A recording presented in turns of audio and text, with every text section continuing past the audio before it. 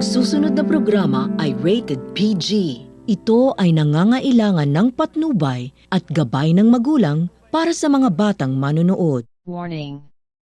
The following content may contain elements that are not suitable for some audiences. Viewer discretion is advised. The Philippine Oligarchy by Lito Monico C. Lorenzana. President Rodrigo Digong Duterte claimed that he had dismantled the oligarchy that controlled the economy and the Filipino people. Was more hyperbolic than factual, but we may grant that Digong this expensive boast as his performance has been remarkable, substantially impairing ABS-CBN corporations' prosperity to distort information to advance the Lopez family interests. The president had a lot of practice locking horns with the oligarchs, as in a similar fight with the Rufino Prieto family, which owned the Philippine Daily Inquirer, who for years he accused of swindling the government of billions of pesos for the illegal use of the Milong complex, a 6.2-hectare Makati City property. Past administrations were unable to dislodge this family as they used their newspaper to shield their shenanigans. It was slightly different with Roberto Ongpin, who won't be bowed to destroy. It was the president's first attempt against the oligarch, and Ongpin's role as President Ferdinand Marcos' henchman and a President Fidel Ramos hanger-on made him a logical choice. The fact that his online gambling empire has not exactly a huge contribution to the Philippine economy made things easier for President Duterte. There is, however, a nasty side story of as the Ongpin flagship Philippine web was forcibly sold for a song to Gregorio Araneta, a Duterte supporter. PhilWeb electronic gaming outlets are now profitable. These acts by Digong are unprecedented in the annals of Philippine history. No Philippine president had the guts to do what he did. He did indeed dismantle some of the important vehicles for political economic debauchery by these oligarchs. But now were he close to dismantling their control of the Philippine economy and the Filipino. The Philippine oligarchy will continue to be a feature of this government and many administrations to come unless our basic laws and fundamentals mindset of our system of governance is altered. The Digong road to the presidency with these explicit promises, or so we thought, but he dropped the ball mid-play, but he still has time to effect these changes in his last remaining years, or at least nurture the seeds of change, applying his vaunted political will.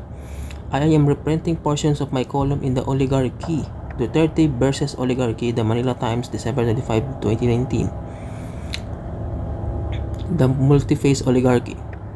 The oligarchy, a small group of families that hold economic power, prefers willed political influence, has been a feature of this country for more than 100 years. Some were different phases in different times when different regimes, but above all, they are inevitable results of a free market economy imposed by our American colonials, which in some ways we adopted, but with a twist. We married it to our traditional political practices, but the president needs to understand the nature and character of oligarchy. Not all are his enemies, nor are all enemies of the people. What he should be after are the leeches that suck the lifeblood and marrow of our people. Yet they prosper in all administration because their allies are enclosed in all levels of government and bureaucracy. We have senators and congressmen who needs the oligarchy and elites to win elections and win power. Many are Duterte allies too. The people appointed in the regulatory agencies overseeing their monopolies are simply their living quid pro quo, and they will be there long after Digong is gone. Because of this unholy alliance, their network permits vital institutions for this country. The courts, the military, the police, both House and Congress, the very bedrock of our cherished values of democracy, freedom, and the rule of law, which have perverted to their ends. The symbolic relationship between the oligarchy and the political elite has to be dismantled, provided that Digong understand that the rule of law be applied equally well without he himself or his administration becoming the transgressor. Now a cursory lesson on what he is faced with. These are people often that not bred in the petri dish of incoming regimes like his own, using their nascent clout to expand their political connections.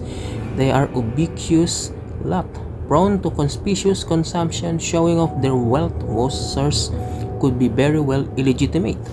Their fealty is pledged to the regime that allows them to upward mobility on the social ladder. These are the emerging cronies, toddler steps to the elite class, new to the game of wealth accumulation, nevertheless ravenous in their acquisitions. Most originally, if they can parlay the embryonic network and sustain their influence towards the next regimes in the next generations, they may undergo gentrification and perhaps a patina and a nomenclature of old money. Old money oligarchs. The leading ones are the Spanish pedigree. The Zobel de Ayala family is one of the prominent names in Philippine business.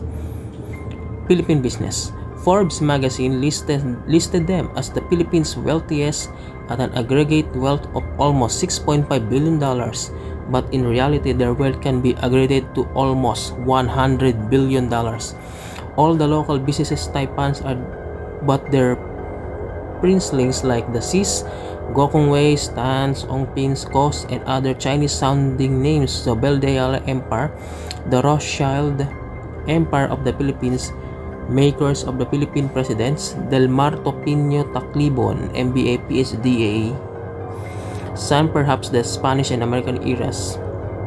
These truly began to believe that they do important service to the nation, and indeed they do, in some perverted way. They are patriots. Their motivations may be seemingly altruistic but heavily weighted towards their survival, expanding their wealth, preserving their political prerogatives, but more importantly, a sterling legacy they must leave behind. These people are the risk takers with long-term views, pioneers in industry that need a big capital and managerial talents, where government is incompetent to tread into. Having invested their family fortunes in the country, they will not jeopardize these and therefore must work with partnership with any transitory government. The big proviso is that they have to adhere the rule of law, and this the Digong must internalize in his negotiations.